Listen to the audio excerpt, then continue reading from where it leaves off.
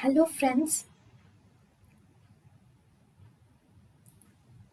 welcome to Creative Medicine. In this lecture, we will learn about. Hello friends, let us now learn some important points about digastric or submandibular triangle. This digastric or submandibular triangle, it is formed by number 1 base is formed by the base of the mandible and an imaginary line joining the mandible with the mastoid process. Base is formed by base of the mandible. Base is formed by the base of the mandible and an imaginary line joining the mandible with the mastoid process. Antero-inferiorly, it is formed by anterior belly of digastric. Postero-inferiorly, it is formed by posterior belly of digastric. Whereas apex is formed by the intermediate tendon of digastric muscle. Anteriorly, it is formed by anterior belly of digastric. Postero-inferiorly, it is formed by posterior belly of digastric. Apex is formed by the intermediate tendon. Then the floor of the digastric triangle includes, we have mylohyoid muscle, then hyoglossus muscle, and we have middle constrictor. Floor are mylohyoid muscle, hyoglossus muscle, and middle constrictor constitute the floor of the digastric triangle. Now, if you see the contents of the digastric triangle,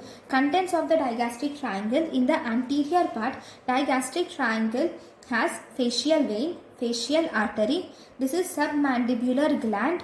Then submandibular lymph nodes are present. Then this is the mylohyoid nerve and mylohyoid vessels.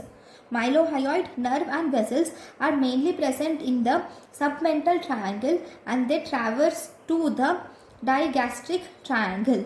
Then there is hyoglossus nerve. This is the hyoglossus nerve is also present.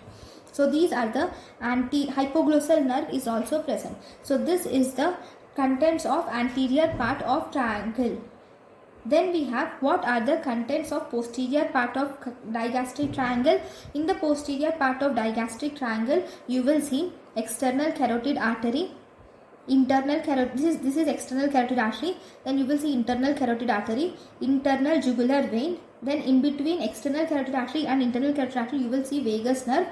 And then you will see that there will be a styloid process and there is stylopharyngeus muscle, styloglossus muscle and stylohyoid muscle. Stylopharyngeus muscle, styloglossus muscle, stylohyoid muscle. Styloglossus, stylohyoid and stylopharyngeus. Styloglossus, stylohyoid, stylopharyngeus. So these are the contents of anterior part of triangle and the posterior part of digastric triangle. Then, thank you for watching.